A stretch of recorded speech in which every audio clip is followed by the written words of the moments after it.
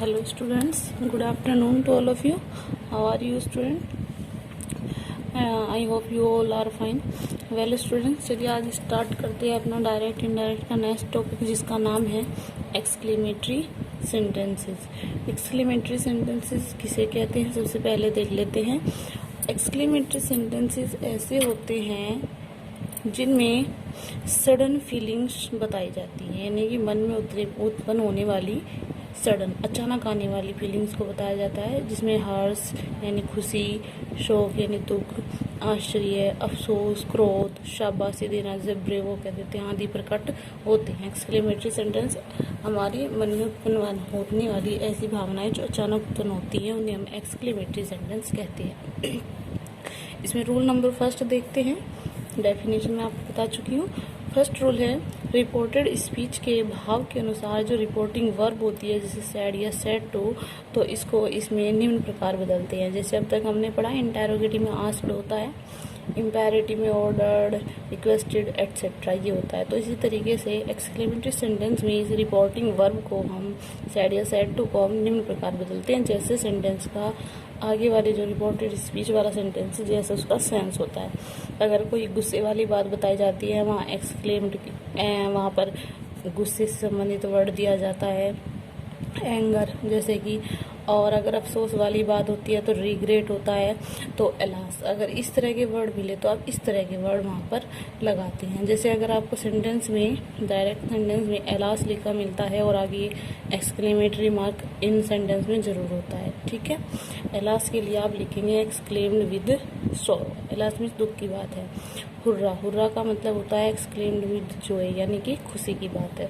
Bravo, bravo का मतलब शाबाशी देना। एप्लूडेड करने के बाद पहले आप एप्लूडेड वर्ड लिखेंगे, उसके बाद कोई ऑब्जेक्ट जैसे मी, हिम, इस तरह का।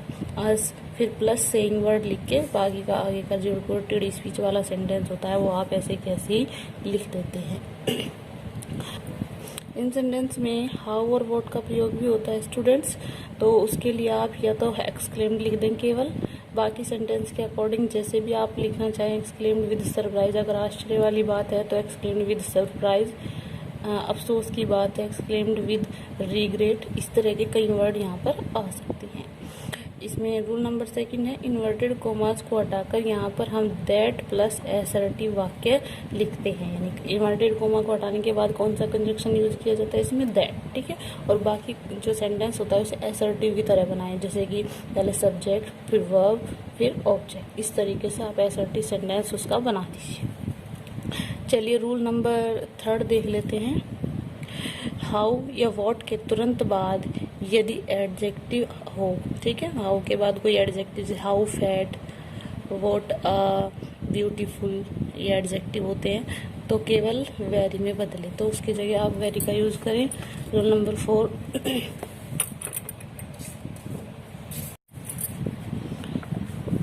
Exclaimed with Joy that. That के बाद आप क्या लिखेंगे वी फर्स्ट पर्सन है, दे के अकॉर्डिंग क्या बन जाएगा ये दे वॉन सेकंड फॉर्म है, यानी कि ये पास्ट इंडेफिनिट है जिसे पास्ट परफेक्ट में चेंज किया जाएगा और सेंटेंस होगा had flown the match.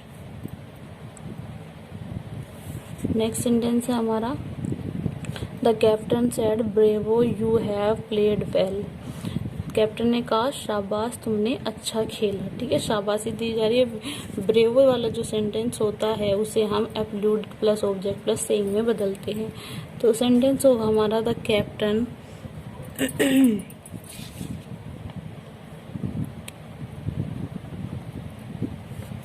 The captain यहाँ पर क्या आएगा एक्सक्लेम्ड विद एक्सक्लेम्ड, ठीक है, सेंटेंस में होगा एक्सक्लेम्ड। द कैप्टन एप्लूडेड, ठीक है। एप्लूडेड के बाद आप ऑब्जेक्ट लिखिए, जैसे यू तुम्हें कहा गया है तो तुम्हें के लिए हम क्या कहेंगे मी। हम यहाँ पर साइड के बाद कोई ऑब्जेक्ट मी या हिम मान लेते तो मी के अकॉर्डिंग हम मी लिखेंगे क्योंकि ऑब्जेक्ट लिखना जरूरी है। The captain applauded me saying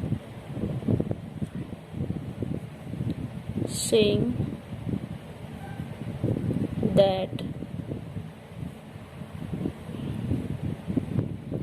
that के बाद आप क्या लिखेंगे, यू को आप समझिए जो कि एक यहाँ पर सेकंड पर्सन है, मी हमने यहाँ पे माना था, लिखा भी है यहाँ पर हमने मी, तो इसके अकॉर्डिंग सब्जेक्ट होगा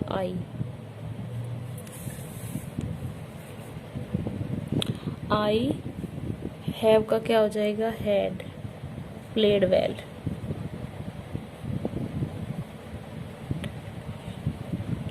ओके स्टूडेंट, इस तरीके से आपको ये सेंटेंस करने हैं। बाकी मैं आपको एग्जाम्पल सेंड कर दिए हैं, कुछ एग्जाम्पल्स आप देखेंगे तो उसके अकॉर्डिंग आप सेंटेंस बना पाए।